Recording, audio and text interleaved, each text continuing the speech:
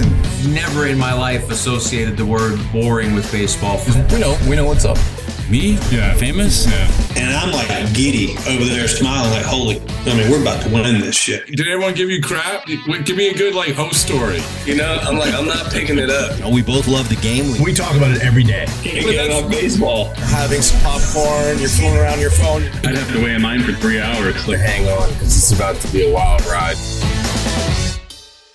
All right, there's nobody in the world I'd rather talk to right now than Sam Dykstra. It's because, not only because I love talking to Sam, but because this is a time of year.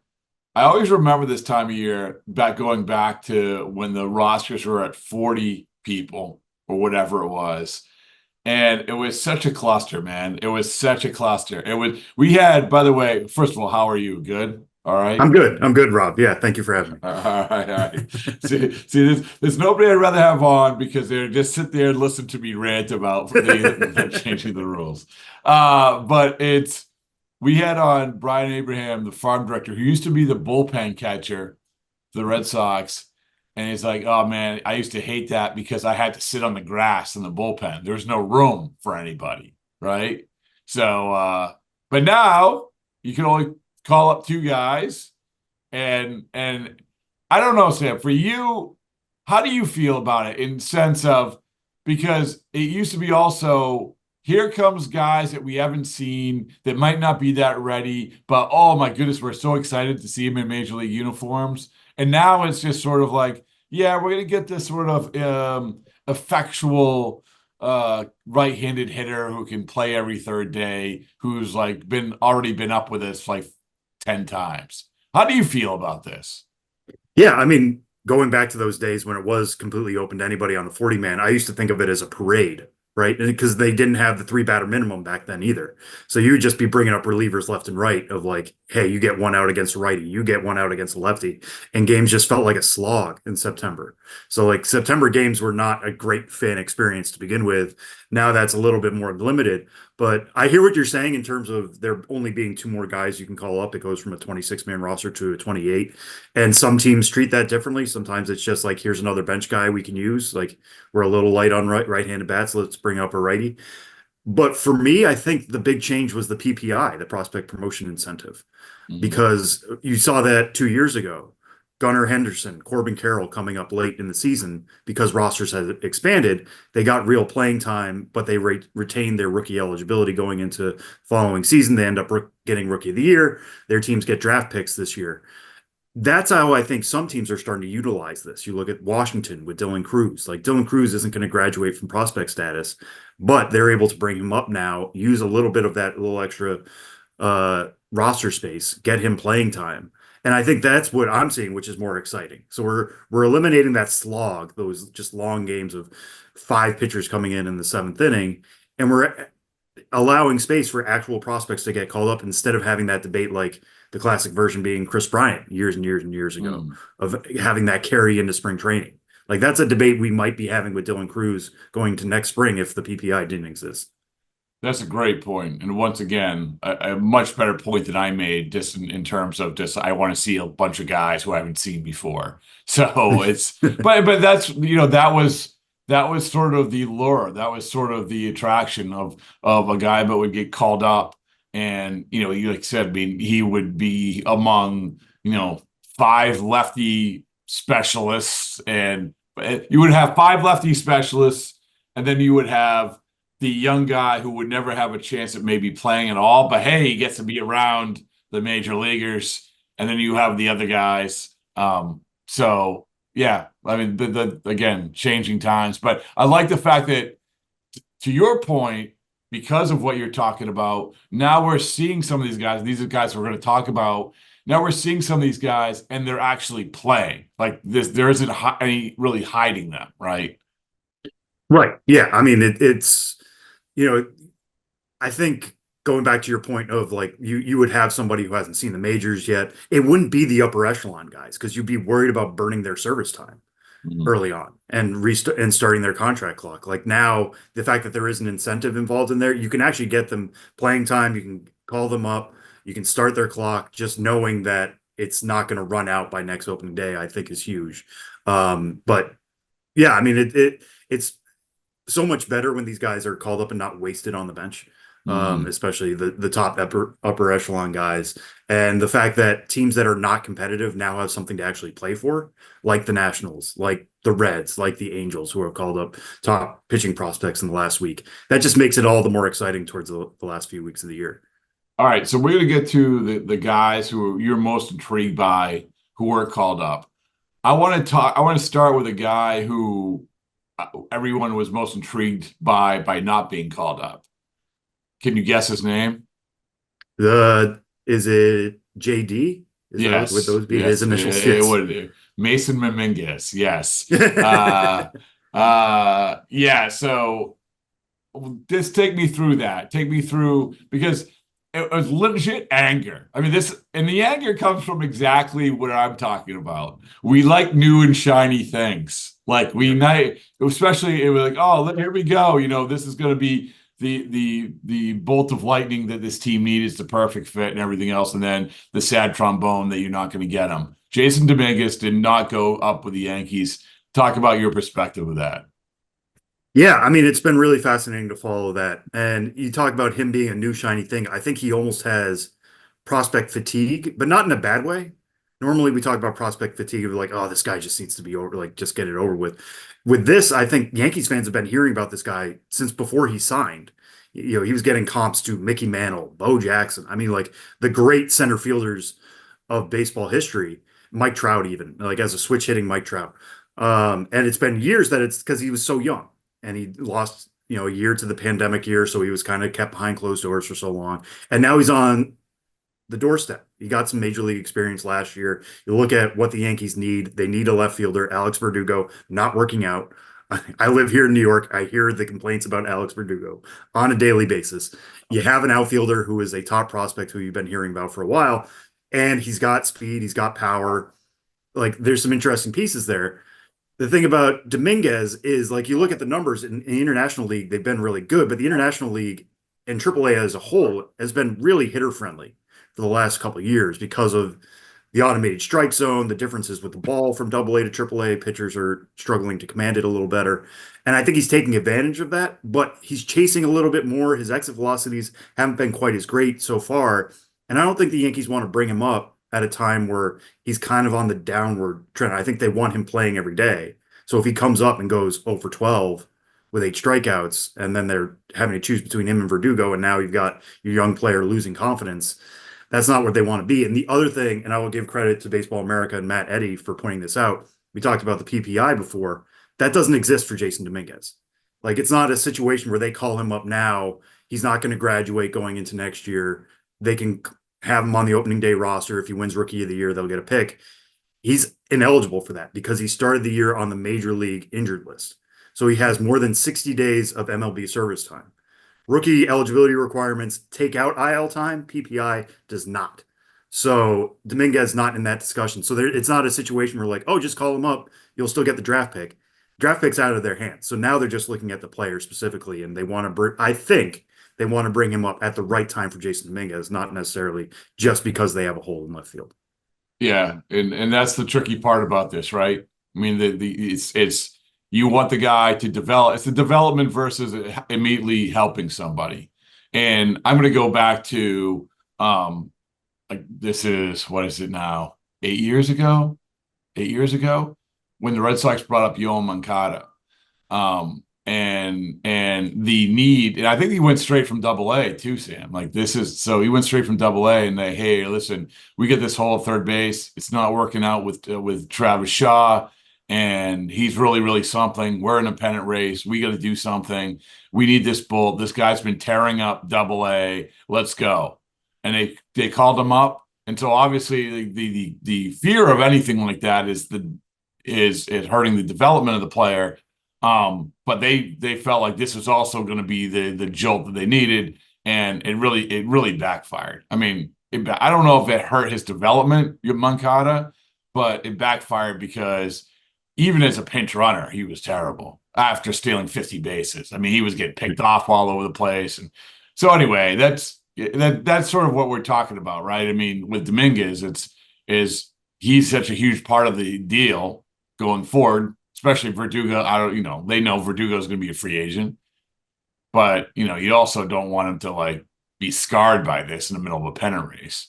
So, yeah, I mean, they're just thinking long term on this one for sure. Like, I get it. The Yankees fans every morning, they're waking up, they're seeing this morning the Yankees are half a game behind the Orioles. You want your best team out there, and you think it's Dominguez. And I think, probably by the end of September, if Dominguez can put on a hot streak for like a week, he's going to get those at bats, and he's probably going to be starting for them in the playoffs. Yeah. But you just don't want to call him up now because the roster's slightly expanded and it seems to make sense. Like you're not getting that advantage that every other team would be, like we talked about. So now it's dependent on the player. It's not just dependent on the major league team. So, all right. So let's talk about some other top prospects, some guys who, well, not even top prospects, but anybody, give me some guys on your radar that when they were called up, you're like, let's go. Let's go. This is going to be good. I am going to tune in. I am going to pay attention. I am really fascinating to see how this translates, and it's going to spice up the last month of the regular season. Who are those guys for you? The first one is Cincinnati Reds right-hander Rhett Lauder, who was their first-round pick last year. It's fascinating because we talked a lot about the 2023 draft and how advanced it was and how good it was, and part of that being the collegiate guys, who some of whom would have been taken in 2020 if it wasn't a shorter 5-round process then. So a lot of guys end up going to college. They become more advanced over 3 years. And now 5 of the first 7 picks from the 2023 draft are already in the major leagues. That's crazy. It's so insane to think about. Yeah. Yeah. So you look at Paul Skeens, who's rookie of the year front runner, I would say right now. Maybe Jackson Merrill catches him, Mason Wynn, Jackson Churio, all those. But anyways, Paul Skeens obviously in the majors. Dylan Cruz, Wyatt Langford, who was there on opening day, Jacob Wilson for the Oakland A's, and now Rhett Lauder. 5 of the first 7 picks are in the majors. Rhett Lauder, a lot of people thought he would move pretty quickly because he is extremely pitchable. Like, he hits his spots well, he commands it really well. He honestly reminds me a lot of those Seattle pitchers, guys like Logan Gilbert, George Kirby, guys who just hit their spots incredibly well. But he's bringing that to Cincinnati and being a key piece for them moving forward alongside Hunter Green in that rotation and some of their other guys like Andrew Abbott. He had a pretty solid debut. But the fascinating thing for me was when he started at Double-A, the results were really rough. I think he had an ERA in the 7s for a while there. Now, everything under the hood looked generally fine. The fit was better. The whip wasn't bad. He was just getting hit hard in the Southern League, which kind of made me arch my eyebrow, but it really seems like it was small sample, just noise at the very beginning of his Double-A career. And one thing my colleague Jonathan Mayo pointed out when he wrote up of what to expect on the guy was that he increased his slider usage. His best secondary used to be his changeup. Now it's his slider. He started using his slider more, finding more success, played a little bit at AAA, and obviously showed the Reds enough that, like, hey, this guy's ready to get at least a taste of the major leagues, and it's working out pretty well so far. Just average fastball velo, it's around 93, 94. But if he can get that slider to work as well as it was at Double-A and AAA, there's upside there for him to be a number 3 starter just with the command, but like even higher if he gets even sharper stuff and gets that changeup to catch up to the other 2 pitches. It is crazy about the 2023 draft, like you mentioned, because I was thinking in my mind, I'm like, okay, let's go back to 2021 draft, right? There's not where you have with Jackson Jobe, right? He was the second pick. Jack Leiter finally gets called up now, but that's after a brief time. It took him a long time. Marcelo Meyer still isn't there. And I guess you could say, there's a few other guys, but I'm talking about like that was 2 years before, and now this team. It's just really, really interesting. It's a microcosm of, I think, how baseball teams are thinking more aggressively in this respect. So you know what I mean, Sam? Like, I don't know. Does a Lauder happen even 10 years ago? You think? Oh, he probably doesn't happen 10 years ago. And I do think PPI is driving this in part. Like, I think he could be a rookie of the year candidate. I don't think he's going to be a favorite necessarily going into next year, but like there's the possibility of that. So at least get him some major league time now, prepare over the offseason, and enter that Reds rotation right back in it starting next year, ready to throw 150, 170 innings maybe at the major league level. So I think that's part of it. When you compare this class to 2021, like, yes, Leiter, everybody thought would move quickly. It hasn't worked out as well. that's kind of its own situation off to the side. But a lot of the big names you're talking about from that draft, They're high school Marcelo guys, Meyer, right? Jackson Jobe, Yeah. Jordan Lawler, some of those guys are knocking on the door. Jordan Lawler played for Arizona last year during its postseason run, but yeah, they're high school guys. Jackson Jobe as a pitcher is Yeah. going to take a few years to develop, and he's dealt with some injuries. But I So mean, if not to interrupt you, but like if Yeah, this is the thing though, is that if you can get if you can get something, the immediate gratification along with what you're talking about with the payoff of getting a guy like Louder over like this, say, and this isn't fair to Jackson Joe, but to say like a Jackson Joe, like a high school guy, okay, I don't know, maybe I'm overthinking this, but I think part of it too is Yeah. just collegiate programs are so more developed than they were 10 years ago. Yeah. The amount that analytics is being used and pitching labs, like Rhett Lauder came out of Wake Forest. Wake Forest might have the best pitching lab in the country, at least in terms of collegiate ball. So these guys understand their arsenals way better. They don't have to be taught anything from day one, really, when they step into the complex. High school guys usually take a little bit longer. I remember talking to Jackson Jobe. He's like, I didn't understand how my fastball worked. They really need to work with me on that and get it some ride and understand why the spin rate meant something. Like that can take a little bit longer with high schoolers. I don't know if that's going to change the calculus on picks, but like it is something I know. That's a great point. That's an excellent point. All right, who else you got? Who else are you excited about? Yeah, another one is Caden Dana, excuse me, of the Los Angeles Angels. When he got called up, he became the second youngest player in Major League Baseball behind Jackson Chourio, which is crazy to think about. We're talking about pitchers, right? Like pitchers, these guys normally take years to develop. You look at his numbers at Double-A, he was first or second in ERA, strikeouts, WHIP, innings pitched.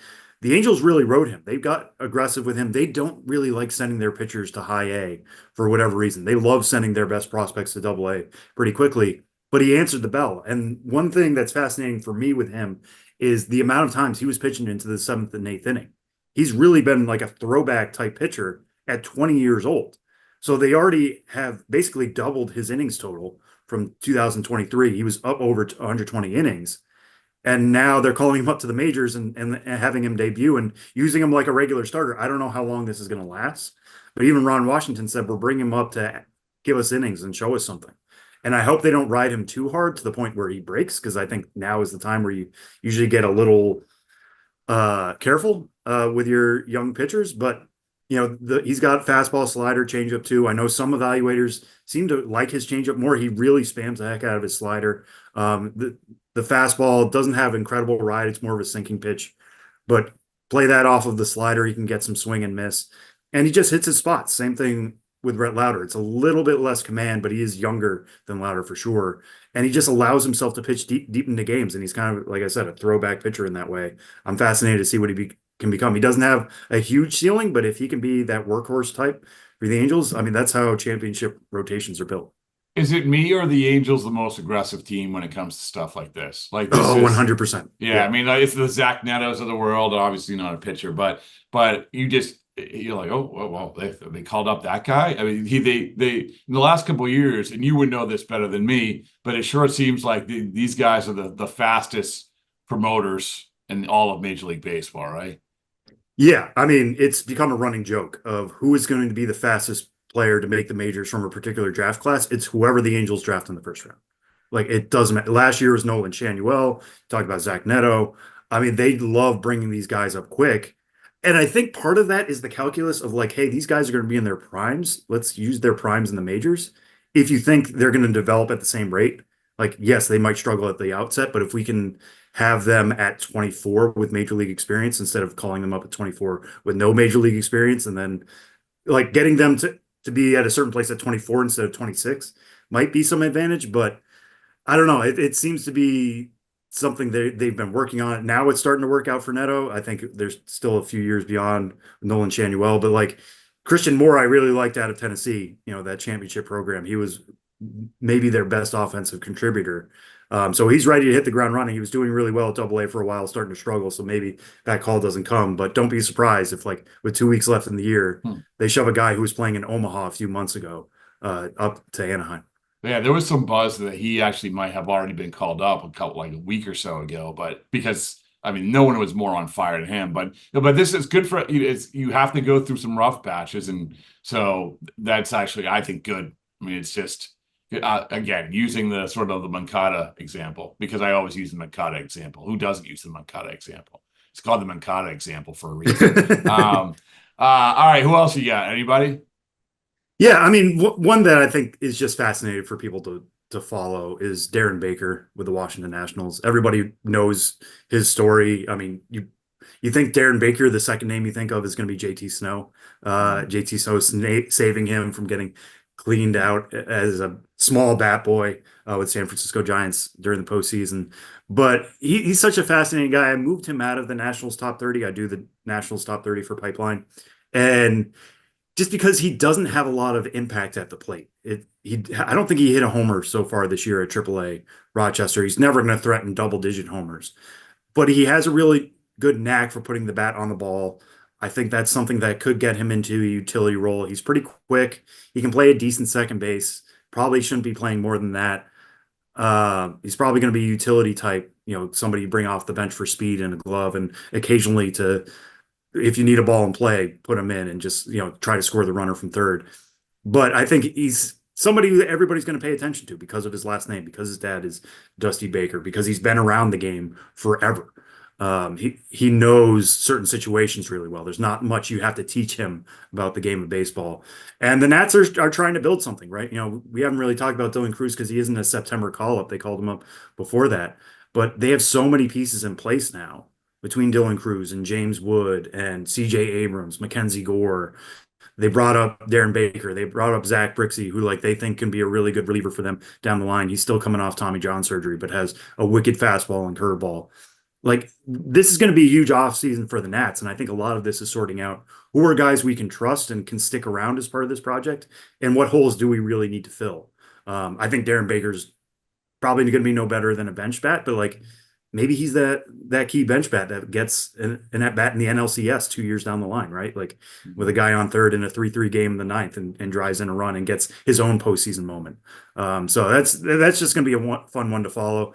One thing that stood out to me though, first at bat, first pitch, got a hit. I mean, he swung. I always appreciate guys who come up really aggressive. You talk about the Mancada example. I use the Daniel Nava example. Yeah, if you remember. Yeah. Daniel Nava being told by Joe Castiglione, hey, swing at the first pitch because they don't know you yet. So they're just going to throw something in the zone, and he rips a grand slam. Darren Baker, that single's not a grand slam, but he knew, they're just going to throw me something here and see how I respond. So let's be aggressive, and it worked out.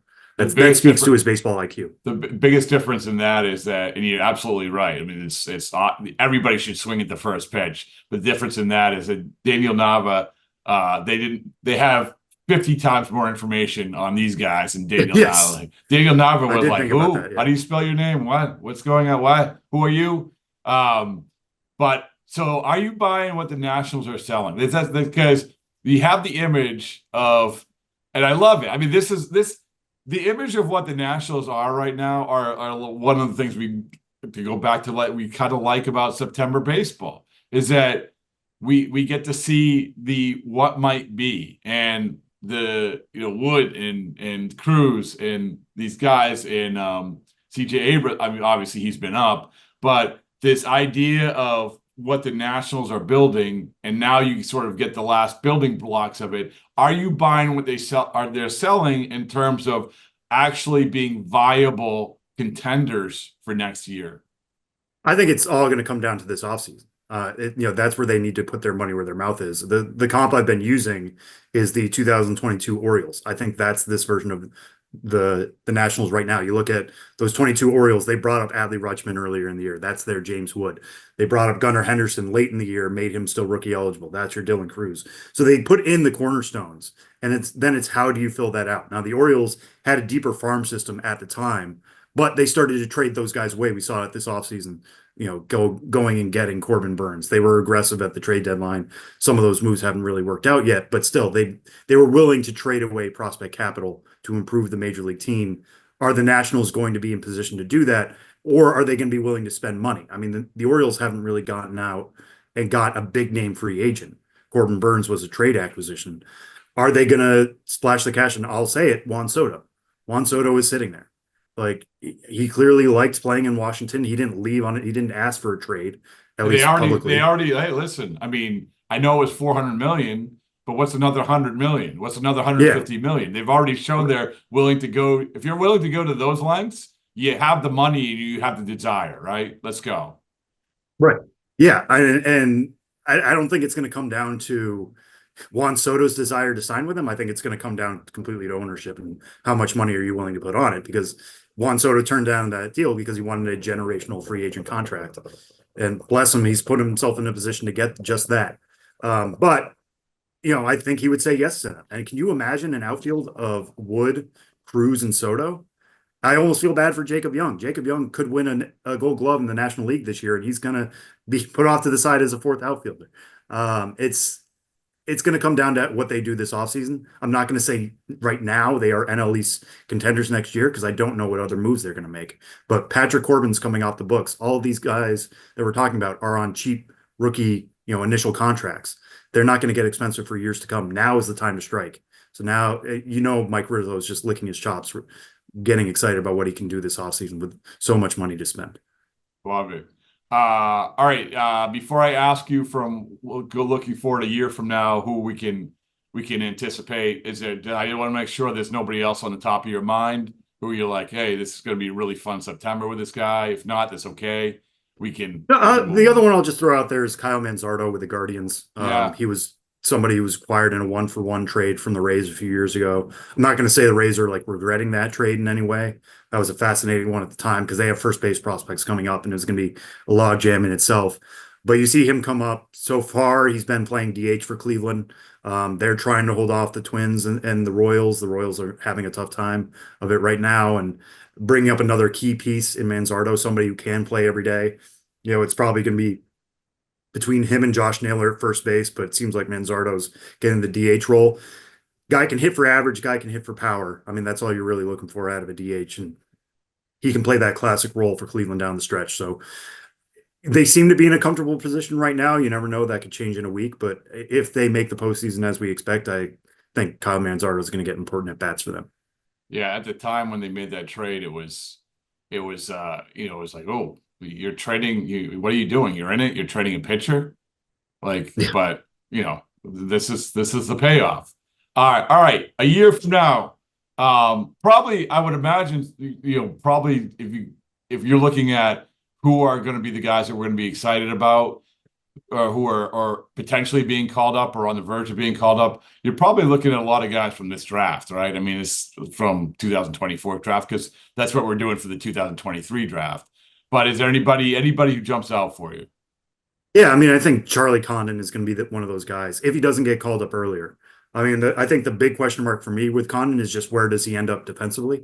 He could be a third baseman. He could be a left fielder. It could be a right fielder. May even end up at first base eventually down the line. But the guy hits the ball really hard. I mean, incredibly hard. He's almost like a Wyatt Langford from a year ago with slightly less athleticism, but like maybe even more impact. I know there are some people in the game who think he could be a top 5 overall prospect right now. I think the defensive nature of him still makes that like where's his value going to be?